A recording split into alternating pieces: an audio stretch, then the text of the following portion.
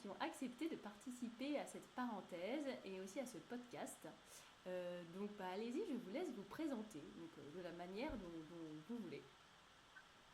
Écoute, bonjour à tous.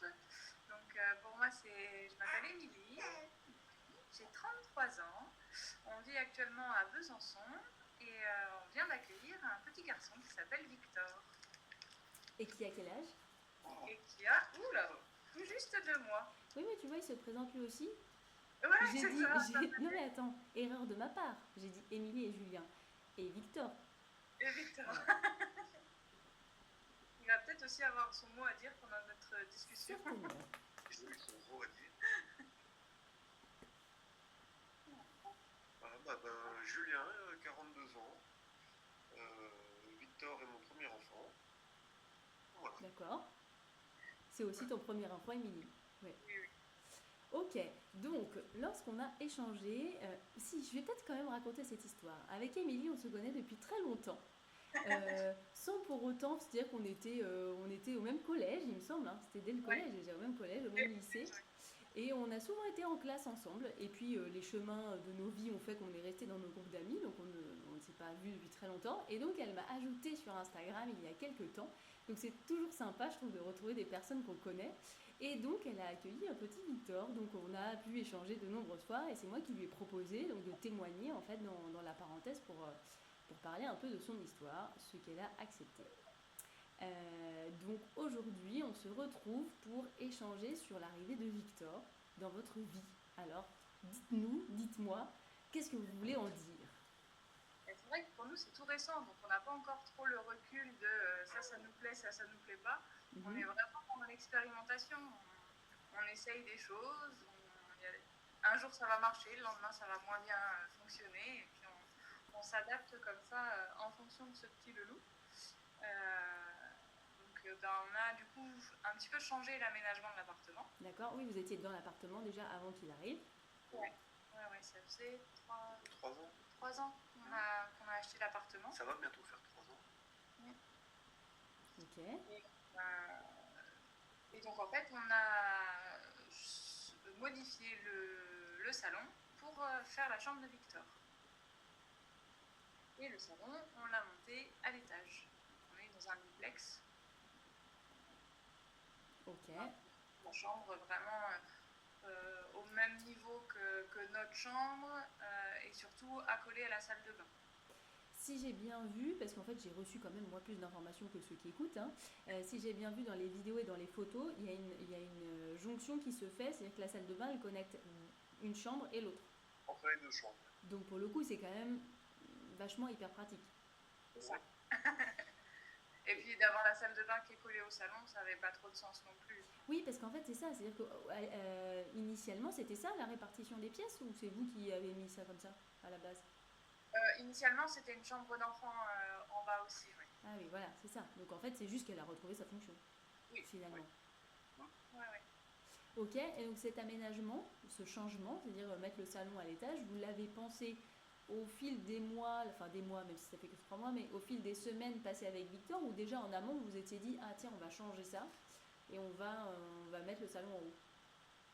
Moi, au début, c'était plus mon idée principale dès qu'on a emménagé, c'est-à-dire qu'on a une grande pièce sous les deux pentes de toit. Elle fait 24 mètres carrés au sol, mais 12 mètres carrés, on va dire, en loi Carrez. Et je sais pas, je trouvais que le salon au-dessus était une idée pas mal. Émilie n'était pas trop là-dessus au début. Ouais, parce que pour moi, le salon, c'est aussi l'espace où on reçoit, où on fait l'apéro, tout ça. Et ça me gênait de de monter à l'étage, d'accueillir les gens en rez-de-chaussée, puis de monter pour recevoir. Donc c'est pour ça que j'avais préféré mettre tout sur le même niveau. Alors que moi, le salon, c'est plus la salle, on va dire, cinéma, détente, et ça me gênait pas que ce soit au-dessus. Oui, donc en fait, ça dépend juste de ce qu'on veut y faire en fait dans cet espace-là. Et donc en l'expérimentant, en ayant tout au même niveau, alors c'était quoi le bilan de cette expérience? Finalement, on n'allait pas tant que ça dans le salon. On restait dans la salle à manger où il y a la table pour recevoir. Finalement, on y allait très très peu. Enfin, que nous, quoi, dans l'intimité de la famille. Mais quand on reçoit, on reste vraiment dans la salle à manger. Et ça vous pose problème ou pas, au final? Ah non, ça du coup, ça nous convient. Donc ça veut peut-être juste dire en fait que ce salon, il avait de toute façon pas spécialement son utilité au rez-de-chaussée. Voilà. Ouais, ouais. Et donc là, il aurait retrouvé sa fonction. Alors ça veut dire que c'est quoi le problème aujourd'hui par rapport à ça? Bah, c'est que du coup, je pense que le problème, c'est qu'on n'y va pas parce que pour le moment, on n'a pas trouvé l'aménagement qui nous rend ce lieu vivant, en fait. Et donc, dans l'idée, ça veut dire que sa fonction, ça serait un peu cinéma, en famille, détente, mais pas spécialement on reçoit pour l'apéro. Voilà, c'est ça. Ça. Donc, ça serait que pour vous, en fait. Et les proches qu'on aime bien. Les intimes. Et une chambre d'appoint. Si, il a quand même une fonction de chambre d'appoint quand les gens restent dormir ou quand mes parents viennent. Et du coup, toute ma famille est dans l'ouest. Mais oui, mais en fait, c'est ça. C'est-à-dire que c'est sympa d'avoir un espace où, du coup, tu peux recevoir et toi, tu as toujours quand même ton enfant à côté de toi, en fait. Ouais.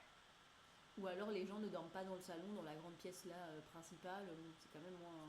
Enfin, ça se fait, hein, mais si on a le choix, c'est vrai que c'est sympa qu'ils puissent avoir une chambre. Ok. Est-ce que là, il y a des moments dans votre quotidien où vous dites, ah bah tiens, on irait bien dans le salon, mais en fait, l'aménagement fait que ça ne nous convient pas. En fait, oui, c'est ce qu'on disait, c'est que ça fait 2 mois, donc on est encore quand même assez fatigué. Et on se dit, montez, regardez la télé. Mais pourquoi vous êtes fatigué? Je comprends pas. Moi, ça fait 2 ans, je suis toujours fatiguée, hein, je vous rassure pas. Mais... Je sais pas, alors je crois qu'il y a 4 kilos là à peu près. Donc et en fait, oui, on se dit que si on vient s'endormir, déjà notre canapé est pas top au niveau du confort. Donc déjà on se fait mal au dos si on s'endort dessus. Et après il faut redescendre. Et bon, moi je suis surtout plus sujet à ça, c'est que si je m'endors, je me lève, je me rendors plus. Ok, je vois. Voilà, donc c'est un peu ce qui nous freine aussi. Donc c'est vrai qu'on a tendance à rester dans la chambre avec la télé en disant si on s'endort, au moins on est sur place et logiquement on peut faire une nuit convenable. Oui, normalement. Voilà. Si le petit truc de 4 kilos ne se réveille pas. Le petit démon. Ok, mais en quoi c'est gênant en fait de pas y aller? Parce qu'on a une pièce qu'on n'utilise pas. Mais en quoi c'est gênant de pas utiliser une pièce? Parce qu'en fait, je vous dis ça parce que si vous, ça vous convient comme ça, oui, il y a une pièce qu'on n'utilise pas, mais tu l'as dit, Émilie, il y a une autre fonction. C'est une fonction d'accueillir la famille. Donc ça veut dire que peut-être que vous pourriez plus la penser comme un lieu où vous accueillez de la famille que comme un lieu que vous devez absolument utiliser. Je vous dis ça parce que ce qui est important à comprendre quand on accueille une nouvelle personne dans sa famille, notamment là un bébé, mais ça pourrait être voilà, une autre situation, enfin la famille qui vient pour un mois par exemple, c'est qu'en fait il va falloir lui faire de la place, ce que vous avez fait, et que vos besoins aujourd'hui ne seront pas vos besoins de demain, n'étaient pas ceux d'hier, ne seront pas vos besoins de demain, et peut-être dans 6 mois en fait. Donc peut-être que là vous pouvez vous dire, bah ok, on accepte que cette pièce on ne l'utilise pas, et que c'est peut-être pas spécialement son aménagement qui fait qu'on ne l'utilise pas, mais plutôt le besoin qu'on en a.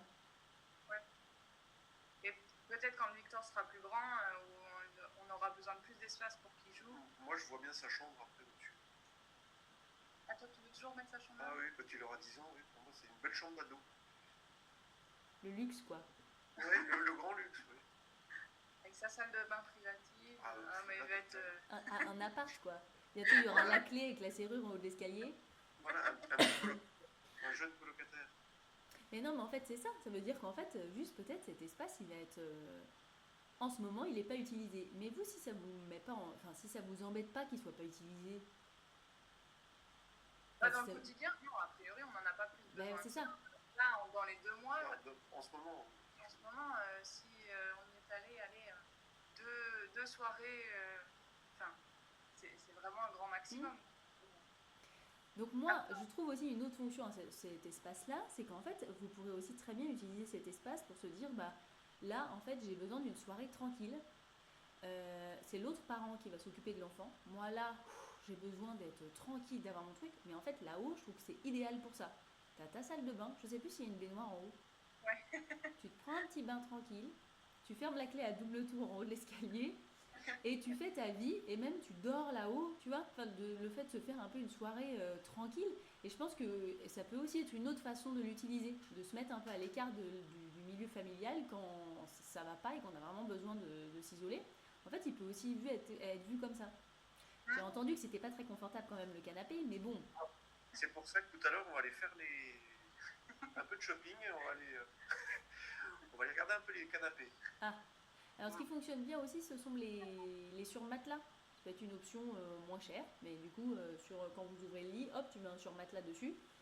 Bon, ça peut éviter de racheter tout un canapé, mais il faut acheter un bon surmatelas, c'est pareil en fait, hein, parce que sinon ça sert à rien. Après, ce qu'on a fait aussi dans la chambre de Victor, c'est qu'on a installé un lit. Oui. Notre lit de place, en fait, on l'a mis aussi dans la chambre de Victor.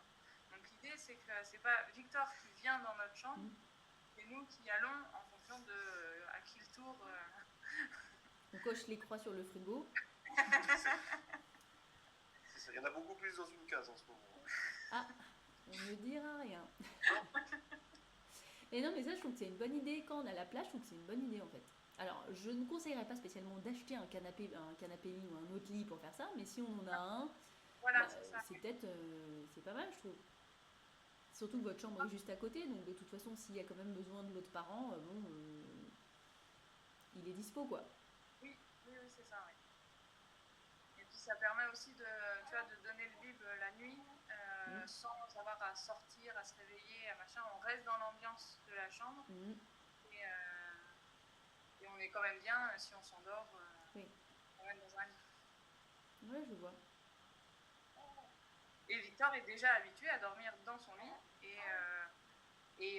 dans sa chambre. Dans sa chambre, oui, dans un environnement où il n'y aura pas de transfert à faire. Ouais. De toute façon, je crois que je le répète souvent, mais ce qui est conseillé par la haute autorité de santé, c'est vraiment d'y rester à dormir avec le bébé jusqu'à ses 6 mois. Donc dans la même pièce, donc que ce soit la chambre parentale ou pas, on s'en fiche. Hein. Enfin, l'idée c'est de dormir dans la même pièce, donc je trouve que c'est pas mal. Ça veut dire que la transition, puis il peut dormir plus longtemps, hein, c'est pas interdit. Hein. Mais la transition, elle sera certainement plus facile à faire, ça c'est sûr. Ok. Et alors dans le reste de la maison, qu'est-ce qui a été changé? On a rajouté le parc dans notre séjour. Ouais, on a fait la manger. Ça prend un peu de place, mais c'est pas ça nous permet en fait donc toujours de recevoir, mais d'avoir Victor avec nous. Et pas forcément dans les bras ou pas forcément. Il est avec nous, il vit sa vie et vraiment il nous entend, il est avec nous dans cette convivialité où on reçoit les gens, mais pas forcément toujours collé. Il vit sa vie, quoi. Il a ses jeux, il écoute, il regarde les dinosaures. C'est quoi du coup le but du parc? Parce qu'en fait, tu pourrais très bien avoir la même chose, mais qu'il soit par terre sur son tapis. Oui, alors par terre, c'est vraiment moi personnellement qui bloque avec il fait froid par terre, je veux pas mettre mon bébé sur le sol qui est froid et où il y a de la poussière. C'est vraiment juste moi qui bloque. Je vais dire, attends, mais tu ne mets pas même le carrelage, hein. Ça, c'est pas bien. Ok, alors, du coup, j'entends très bien. Mais ce qui est important aussi de se dire, c'est que dans les mois aussi à venir, à un moment donné, il va vouloir aller ramper, cet enfant. Oui. Et puis le parc, en fait, on finit par être assez restreint dans les explorations. Donc à un moment, il va y aller sur le carrelage froid, même peut-être pieds nus, dans la poussière, aller chercher les petits trucs de poussière sous les meubles. Il va y aller, quoi. Et ça, cette idée, ça... cette idée, ce sera... Quand il aura envie de ça, on installera le tapis dans sa chambre voilà, ce sera... Ou au salon là-haut. On mettra un grand tapis sur le sol. Et probablement qu'on passera plus de temps au salon. Certainement, oui. Peut-être. Et donc quand il va commencer à se déplacer, sortir de sa chambre, il est capable de faire ça. Non mais justement, je dis ça un peu pour pointer ce truc-là. C'est qu'en fait, c'est vraiment des inquiétudes, mais tu le dis très bien, hein, c'est des inquiétudes que nous on a, et que notre rôle en tant que parent, c'est de se dire, ok, ça c'est non fait. Maintenant, lui, il va avoir besoin à un moment donné d'autre chose.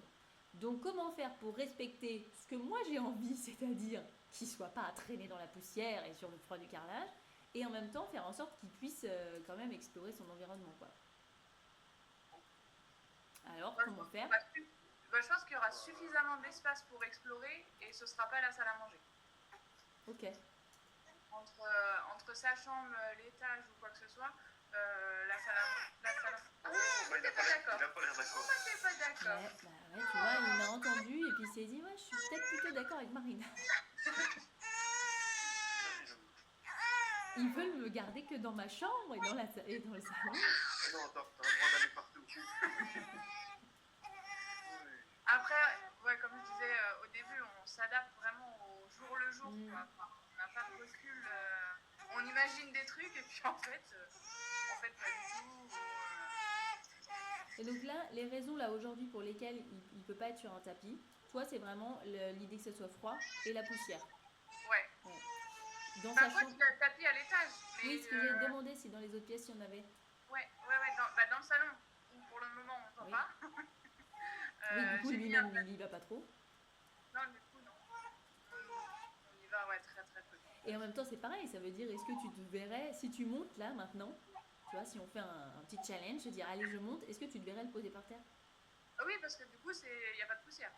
Donc tu serais capable. Je te dis ça parce que peut-être qu'il peut y avoir aussi inconsciemment un espèce d'évitement, tu vois, de ce lieu-là, en disant, mais en fait, j'ai pas envie de le poser par terre, donc j'y vais pas. Donc non, pas spécialement. Là, si tu y vas, si tu te challenges et tu y vas, tu peux le poser par terre sans que... Oui, on l'a déjà fait. Et c'est même là où on est le plus confortable, parce que là, on a le plus de place. Tu vois, la plus grande surface, je peux m'allonger à côté de lui, je peux m'asseoir. Ce que on ne pourra jamais faire dans le salon actuellement. Et c'est pour ça que j'avais eu cette question un peu en off, là, je vais la dire. J'avais eu cette question parce que dans votre cuisine, vous avez une table. Et c'est pour ça que je disais, mais est-ce que c'est nécessaire d'avoir ce doublon? Parce qu'en effet, j'ai bien vu que dans votre salle à manger, il n'y avait pas énormément de place.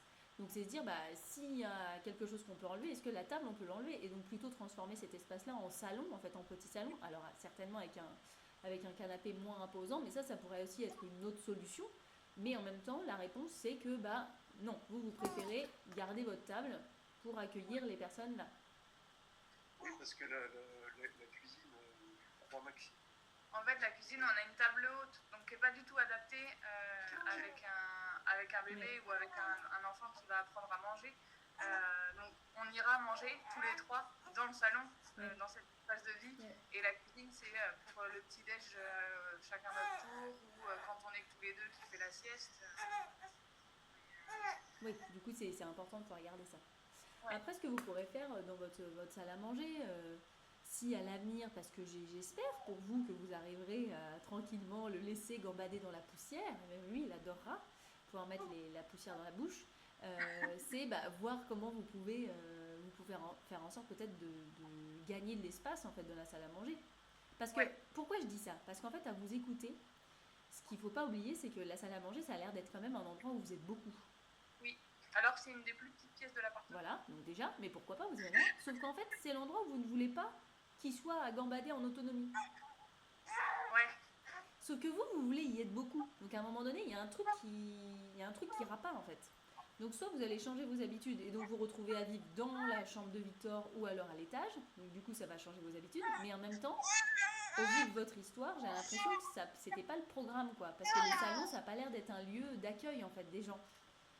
Donc ça veut dire que cette salle à manger, je pense qu'il va falloir l'aménager ou la transformer ou la faire évoluer pour faire en sorte que Victor aussi puisse gambader puisque vous y serez souvent. Je sais pas si tu vois mon... Après, la salle à manger, elle est vraiment collée à sa chambre. Donc la porte, elle est ouverte. Ouais. Et oui, il viendra, il gambadera. Ben oui, il viendra. Mais je pense pas qu'on ait d'espace jeu pour Victor dans la salle à manger parce que ça, là c'est possible parce que c'est tout rassemblé dans le parc. Et quand ce sera plus du tout rassemblé, ça ira tout dans sa chambre et il y aura largement la place ou à l'étage. Oui, et puis en même temps, comme tu dis, sa chambre, elle est collée à la salle à manger. Mais ce que je veux dire, c'est que lui, il sortira certainement de sa chambre, tu vois. Ah ouais. Mais je lui souhaite en tout cas qu'il sorte de sa chambre et qu'il voit autre chose. Enfin, j'imagine que c'est ce que vous espérez aussi, hein. Qu'il puisse faire autre chose. Je voulais revenir aussi sur quelque chose que tu m'as évoqué quand je t'ai proposé de faire cet enregistrement. Tu m'as dit, mais nous, on est... Alors, je sais plus exactement tes mots, mais en gros, tu me disais, non, mais nous, on n'est pas du tout des exemples, on fait tout l'inverse de ce que tu dis. Ouais. C'est bien? Ouais, tu m'as dit un truc comme ça. C'est quoi tout l'inverse? Ben, c'est tout les... c'est quoi tout l'inverse? C'est le parc, la table à langer, tous des options qu'on a fait là, juste avec 2 mois de recul. Hein. C'est pour ça que... Ouais, mais c'est pas grave, on prend ce qu'il y a à l'instant présent, hein, le but c'est ça. Des choix qu'on a fait aussi par rapport... moi, quand je me suis retrouvée enceinte et à préparer, tu vois, l'arrivée de bébé, et là, je me suis dit, waouh, qu'est-ce que c'est? Est-ce que ça, j'en ai besoin? Parce que tu vas dans un magasin, tu as besoin de tout absolument. Et j'arrivais vraiment pas à faire le distinguo de ça, j'ai besoin, ça, j'ai pas besoin. Et en fait, on s'est donné une règle qui est dans notre quotidien également, mais pour Victor et pour nous, si l'objet a une durée de vie de moins d'1 an, on va le prendre d'occasion en seconde main, où on va nous le prêter. Et si ça a une durée de vie plus longue, là on se fait plaisir et on va acheter du neuf. Et en fait, on s'est appliqué aussi cette règle avec l'arrivée de Victor. Et on a vraiment beaucoup fait de seconde main, des choses que je sais, on va peut-être utiliser que 1 mois ou 2, mais en fait, on les revendra juste après. En fait, c'est juste pour le confort du quotidien au jour. Oui, à l'instant présent. L'instant présent. Et puis après, on a moins de remords à faire tourner en fait les objets de seconde main que si, puis de toute façon, si tu achètes tout neuf, tu peux pas t'en sortir. Financièrement, oui, c'est... D'accord. Et donc, du coup, qu'est-ce qui vous a aidé à faire vos choix alors? Qu'est-ce qui nous a aidé à faire vos choix? Les conseils des gens autour de nous. Je pense qu'on a vraiment beaucoup sollicité notre entourage avec... j'ai une amie qui m'a fait une liste, ça c'est utile, ça c'est pratique. Et comme ça, en fait, on avait et puis on essaye. Vraiment, je pense que le choix, c'est plutôt on essaye, ça nous convient, ça nous convient pas, on adapte et puis on revend, on n'utilise pas. Alors, quand même, ce qui est important à comprendre, c'est que moi, ce que je dis, c'est pas qu'il faut faire comme ça ou qu'il faut faire comme ça. Moi, mon but, c'est d'informer pour que vous, les achats que vous puissiez faire, vous les fassiez en conscience. Tu vois, c'est se dire, ok, ça j'achète. Je sais que c'est peut-être pas l'idéal pour telle et telle raison, mais moi je vais l'acheter pour telle et telle raison. Oui, voilà. Et c'est important parce qu'en fait, si tu achètes tout en te disant c'est le truc super méga qu'il faut avoir, alors que par exemple c'est pas adapté pour le développement et ça peut même être néfaste pour certaines choses, du coup tu l'utilises beaucoup alors que c'est pas adapté et que pour le coup t'as pas de gain en fait à ça. Alors que si tu l'achètes en conscience en te disant ok, j'ai entendu ces informations là, mais moi dans mon instant présent de ma vie, je considère que c'est quand même important de l'acheter. Et en fait, je dirais le job il est fait parce que tu as réfléchi, tu t'es pas juste laissé avoir par le marketing où tu devais acheter tout le magasin de périculture quoi. C'est exactement ce qui s'est passé avec l'exemple du transat qu'on a mis là sur la chaise. Où en fait, au début on s'est dit non, pas de transat, ça n'a pas d'intérêt pour le petit, etc. Et puis en fait, ma copine elle m'a dit si tu vas avoir envie de prendre une douche à un moment, et ça peut être la solution de me mettre dans le transat pendant 10 minutes, un quart d'heure, tu sais qu'il est en sécurité, tu vas prendre ta douche et puis après tu le remets sur le tapis, dans tes bras, etc. Mais au moins tu as cette sécurité pendant un moment. Ah ouais, ok. Et puis du coup, ça fait partie des objets qu'on a pris en seconde main parce qu'on sait que ça aura une durée de vie très courte. Et c'est vrai que pour prendre la douche, c'est pratique. Voilà. Et donc, comme tu as entendu les super conseils qui étaient importants de on ne laisse pas son enfant des heures et des heures toute la journée, c'est-à-dire que tu vas l'utiliser de façon intelligente, entre guillemets, j'ai envie de dire, mais qui ne sera pas néfaste pour son développement, quoi. Ouais. Mais donc, finalement, vous n'avez pas tout fait à l'envers. Non, c'est parce que je cadre les choses. C'est ça. Non, mais en fait, c'est ça, c'est de se dire, de réfléchir, enfin, être conscient en fait des avantages et des inconvénients de chaque objet et de ses limites, quoi. Chose qu'on te dira pas spécialement dans un magasin de périculture, non, on va pas te dire ça. Je vous vois faire des grimaces. Que se passe-t-il? Et bébé pleure. Ah, bébé pleure. Ok, est-ce que vous pensez à d'autres choses un peu par rapport à... Enfin, si vous avez des questions par rapport à Victor, par rapport à l'aménagement, je sais pas, au développement. Écoute, j'ai vu que c'était bien d'avoir une table basse.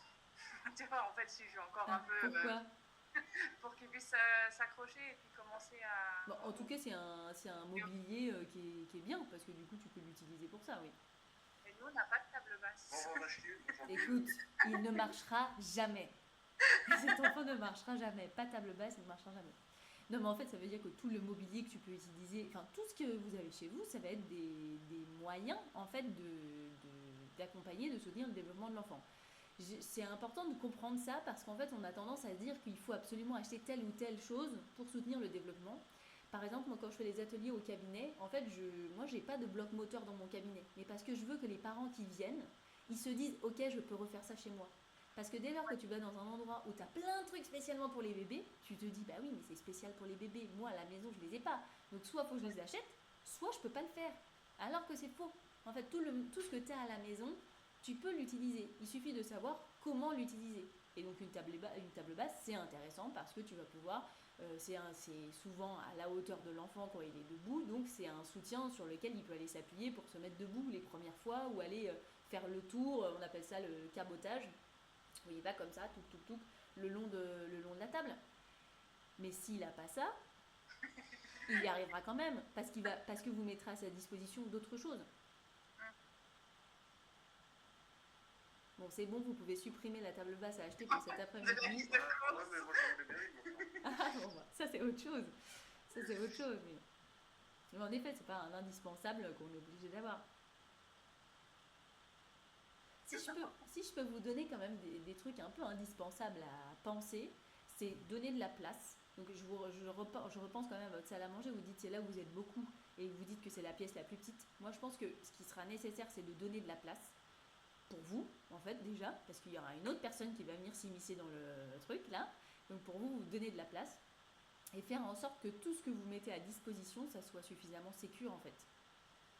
Donc ça veut dire, dès lors que je vois que vous avez des grandes plantes derrière, oui, soit il faut accepter qu'il aille tripatouiller dans la terre, soit il faut trouver une solution pour cette plante, momentanément. Ça ne veut pas dire l'acheter par la fenêtre, mais bon, trouver une autre place, un autre endroit. Mais en fait, c'est ça, juste réussir à jouer avec ces variables. Et si, par exemple, vous imaginez que cette pièce, elle est trop petite et que vous n'avez pas trop envie de la modifier, ça veut dire qu'il va falloir trouver des solutions dans les autres espaces. Donc, donner envie d'aller dans un autre espace. Je pense à votre entrée qui est quand même assez grande, même votre cuisine qui est quand même assez grande. Ça voudrait peut-être dire mettre des petits trésors dans ces espaces-là. Où lui, il sait qu'à cet endroit-là, il va pouvoir aller. Parce que sinon, il va tout le temps être fourré dans la plante, clairement. S'il n'a rien d'autre, non mais sérieux, s'il n'a rien d'autre ailleurs, il va aller vers ce qui est plus sympa. Donc lui dire, non, tu peux pas aller dans la plante, mais en même temps, à côté, il a rien d'autre à se mettre sous la dent. Ouais. Et comme il pourra pas comprendre ce non, parce qu'il sera trop petit pour dire oui, mes parents refusent que je fasse ça, bien évidemment que je vais accepter. Enfin, du coup, en fait, vous risquerez d'être constamment dans il y en a partout, c'est pas possible, il y en a marre, ce qui est nul pour tout le monde. Ouais, ce qui est fatigant.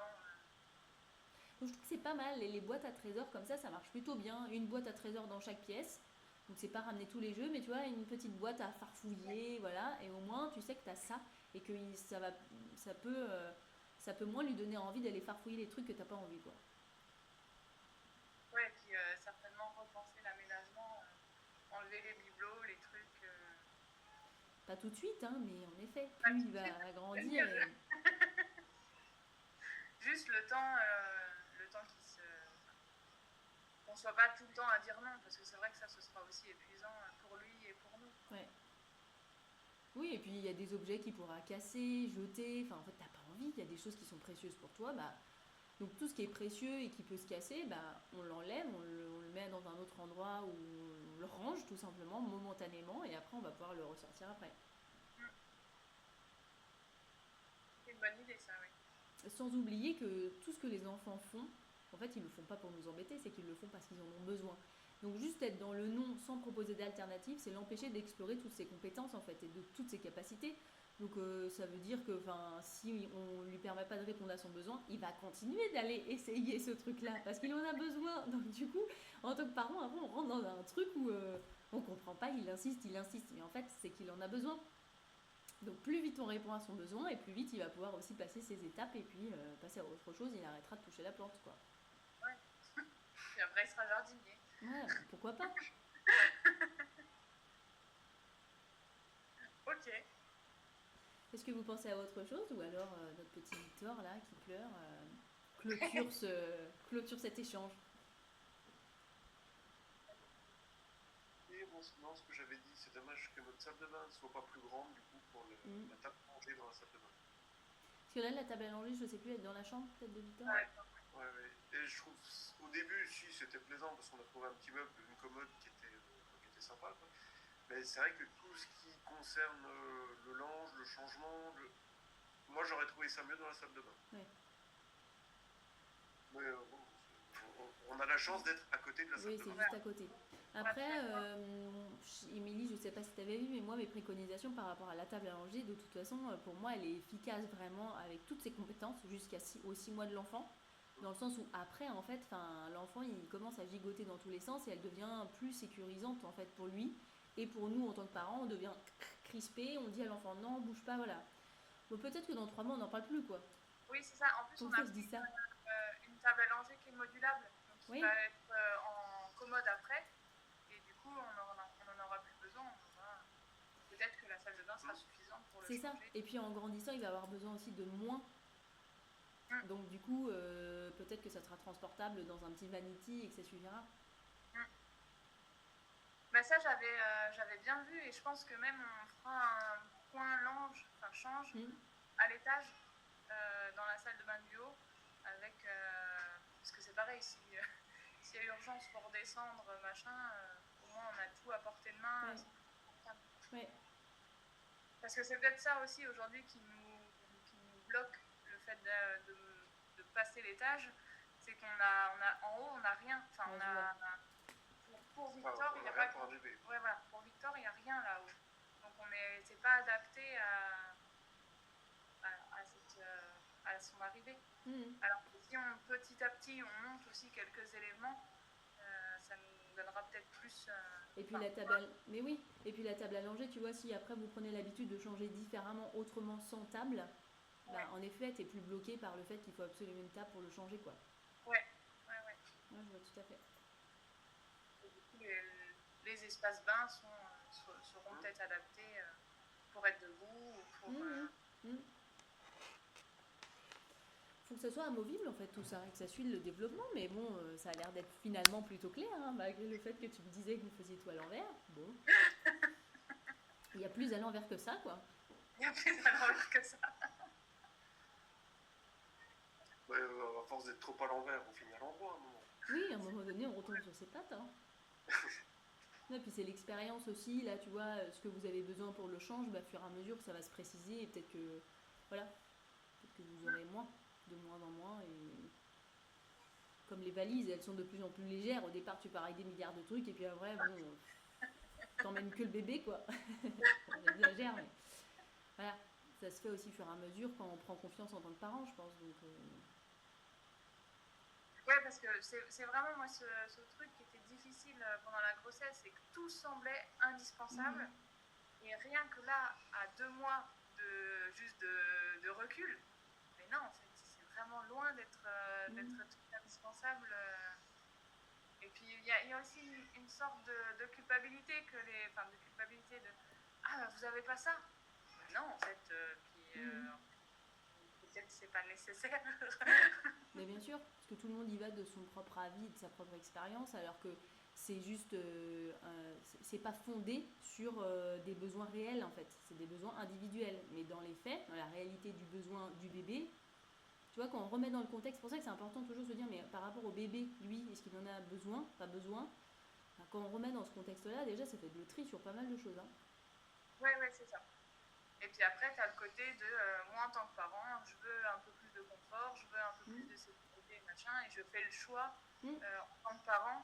Mais du coup, c'est totalement différent. Du coup, ça n'a rien à voir en fait. T'es déjà dans tu prends le pouvoir sur ta propre parentalité plutôt que la subir en fait. Ouais, c'est ça. Puis après, tu te retrouves envahi par des milliards d'objets que t'as pas choisis. Oui. Alors que là, quand on choisit vraiment, et puis après, on utilise de la manière dont on a envie d'utiliser. Bon, c'est bien. Moi, j'ai hâte d'avoir la suite de l'histoire. Écoute, j'espère que tu me raconteras. Hein, je te poserai des questions.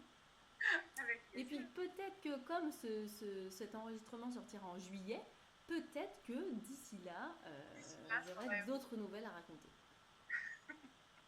Avec plaisir. Bon, bah, en tout cas, merci pour cet échange. Merci Je vous laisse retourner à votre petit Victor, je crois, qui essaie de s'endormir. Ouais. Qui vient de réussir, je crois. Qui vient de réussir. Yes. Vous avez 5 minutes devant vous.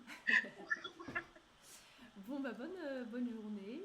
Profitez bien. Merci beaucoup. Et puis à une prochaine. Donc, Émilie, tiens-moi au courant, n'hésite pas. Avec plaisir, à bientôt. À bientôt. Salut! Salut.